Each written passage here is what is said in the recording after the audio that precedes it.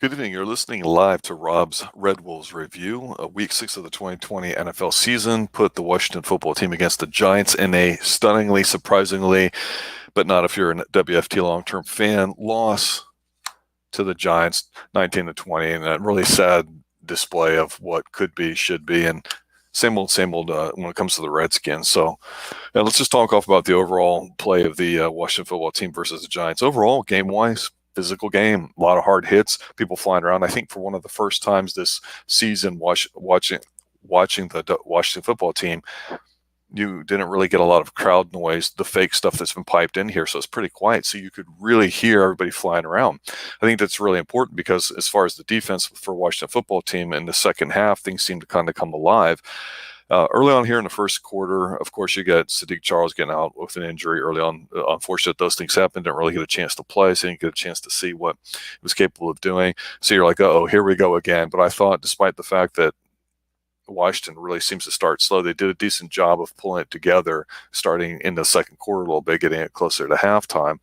I think one of the disappointing things about a game like this is you sit there and you think back to the early part of the season where Ron Rivera and everybody was saying that we're here for development with Haskins, we're going to go with them.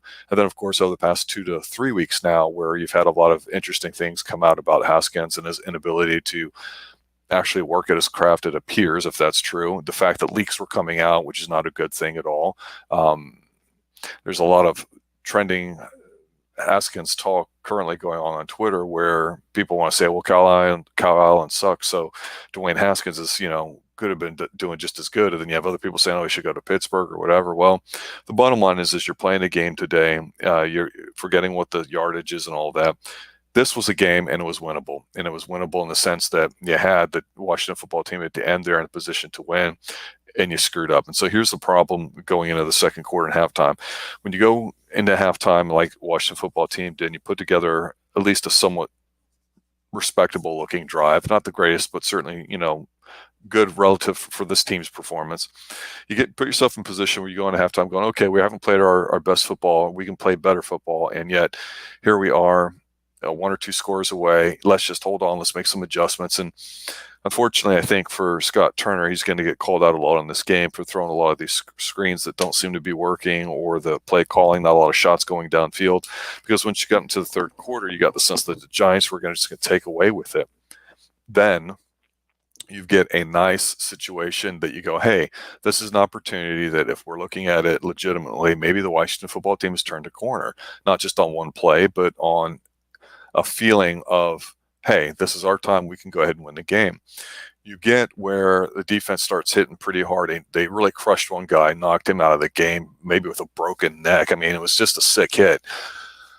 You got the sense that despite Kyle Allen not doing too well, but not doing completely horribly, that there might have been a shot here. You had some decent running going on. And when Kendall Fuller picked the guy off there at the end after committing some dumb penalties that created the Giants' ability to continue their drive, you thought, okay, at least they didn't step in it too much. They stopped digging the hole, so to speak. Then you go on this very impressive, put together 2-minute action drill in the fourth quarter, the last 2-3 minutes of the game. It was impressive. And it was impressive in spite of the fact over the past several weeks you've had situations where there were no obvious change of pace adjustments made by the offense for the Washington football team, such as going into a 2-minute hurry-up, which I've always advocated.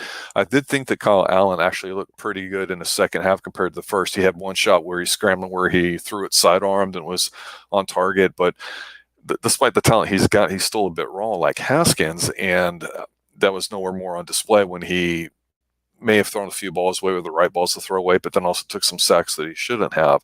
So that's mind-numbingly frustrating to watch. But then you get in a situation where he throws this beautiful little high touch pass towards the end zone for a touchdown. It's like, wow, that's something that Haskins, we would say, doesn't have the ability to do because he just doesn't seem to have an arm that he can put touch on. It was incredible. Yeah, Eric, we don't blow a 21-0 lead. You know what we did? We had a 21-0 lead, but then we said, hey, guys, let's go for 2. So, yeah, I saw that, Eric. Really sad to hear that. Another meltdown performance, too. See, unfortunately, in this game here, when Washington was driving towards the end, tie the score up, You're like, okay, less than 30 seconds left in the game. Don't lose it. That's always rule number one, is don't lose the game. And so you get this ultra conservative bit of mentality with coaches because that's real time. They're under the gun. They're on the sidelines. They're listening to a lot of people in their headsets. They're dealing with all sorts of stuff going on. So they're not at 100% mental capacity when it comes to making these quick decisions that somebody that's been watching football a long time can probably do with just watching the game. So when Ron Rivera held up his fingers for two, I said, no, that can't be two. And the people calling the game didn't say anything about it. I said, wow, I really hope that was one. I just assumed that we were only going to go for one, kick the extra point, take it into overtime and take your chances because, hey, that's great. But it's not like the Giants are a team that you go, hey, there's a zero chance that we might be able to get the ball back. You've been playing great defense. You had picked them off. You had the momentum, if whatever you want to call that, which of course analytics doesn't do because it's a human thing, not an analytic thing. And this is why analytics suck. I'm really looking forward to hearing his justification for why we would want to go for two. If it was a simple matter of, hey, we're going to strike while the iron was hot. I felt like it was a good opportunity to do it. The metrics say go for two. Whatever excuse Ron Rivera has for it, you live and die with the coach going for it. But since in the past month, Ron Rivera has shown anything but a gambling persona that he's known for the fact that he went for here totally threw me off as a fan. I was not expecting it.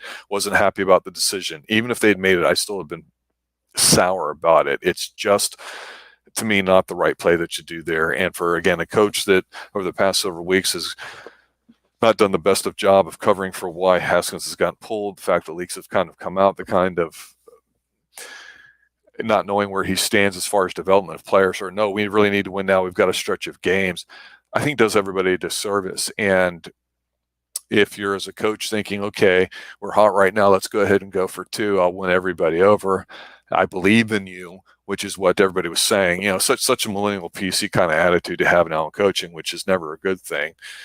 It failed, and I don't want to hear hey, we played great, we had a nice second half there, we had a great drive where we're growing by leaps and bounds. I would be pissed if I was a player on that team and at the end there we went for two instead of just giving ourselves a better chance. You still would at least have had a chance probably to go for a win in overtime and let the situation force your play calling hands in terms of that. And here maybe Ron felt like he had more control over going for two, but I just don't think it was the right decision at all. And again, it just shows you that no matter how you go with the Washington football team or where you're at, you really lost to a team in the Giants that's not getting a lot of respect. But here's the thing with the Giants. They got Jones. Jones would probably have been somebody that Washington might have picked up had they not been forced to take Haskins. And you saw with the Giants, as bad as they've been, they played like they wanted to win this game. And they played, I thought, pretty hard, and it was a physical game on both sides. It was actually kind of a competitive, low-scoring game. It was kind of almost old-school football, which is good. And I think that they just did a better job of, from the get-go, coaching, special teams especially, but even on defense, really getting up some good plays. And we can say what we want about, Washington's got a great defensive line, they've got talent. We can say that there's a lot of excuses on the offense. Well, they only have McLaurin, they have nobody else. Well, you know what? That's the cards you're dealt with. You have to play. And so, again, disappointing loss here that to me looks like it's not a result of the plays or one player being completely outmatched physically or skill-wise. Really, it's more of it feels like a coaching thing. And here's the thing as a coach. Yeah, you went to a Super Bowl. Ron Rivera every other year was a really solid year. Yes, you may be known as a great guy, culture. You have a commanding presence. Jay comes across as a frat boy when he was coaching a team, but I mean, everyone's probably going to start saying, well, hey, the Jay Gruden offense is better. So I don't know. It's one of those situations where now we're in the grind of the NFL season after 4 weeks. Washington's probably not going to win the division, even though they said they had to do it. This is a code red type of game, as Jay Gruden would say, a must win to give yourselves any sort of chance at all. And you blew it miserably. And how did you blow it? Not because you're outgunned by a team, but because of your coaching decision at the end. You did not put your players in the best position to win, and that's why you lost. Very disappointing in it. Right now, we're already starting to think of stuff that needs to happen by the trade deadline. You probably need to get rid of Kerrigan, get some value for him. You've ruined your value for Haskins, even though you probably should move him too if you can. But if nobody's calling, that's on you for letting these leaks out. So overall, 5-6 weeks in the NFL season, Washington football team, other than changing your name to try to appease the PC police, you've done absolutely nothing and shown zero growth. And for that, Giants fans, which I have many of that like to rub it in and say, how'd you like that? was a well-deserved win on their part. They played hard. They did well. They didn't do anything stupid. Sometimes you win a game because the other team does something. You go, okay, let's go ahead and do it. So, again, Rob's Redskins, or reviewer, I should say, Redwolves for this season, as I like to play it. Just a little stream of consciousness without really going back and watching game film on it, just kind of vent a little bit. It's really disappointing to see this. So we'll see what happens. We'll see what kind of changes are made, because I can't expect the next 3 or 4 games to go exactly this way without there being at least some personnel changes, something a bit more dramatic, anything to take it off of Ron Rivera's plate. Thanks for listening, guys. Giants fans, congratulations. We'll see what happens in the second game of the season. By then, maybe we'll be back to playing Haskins as well. And Eric, at least your team can score 21 points, whereas ours can't. So you guys are still, another league ahead. You are not on the dregs of society when it comes to the NFL league like the Redskins are this year. I should say Red Wolves, but who cares? The WFT, the what the fuck team. All right, guys, thanks for listening. Have a good one. Rob out.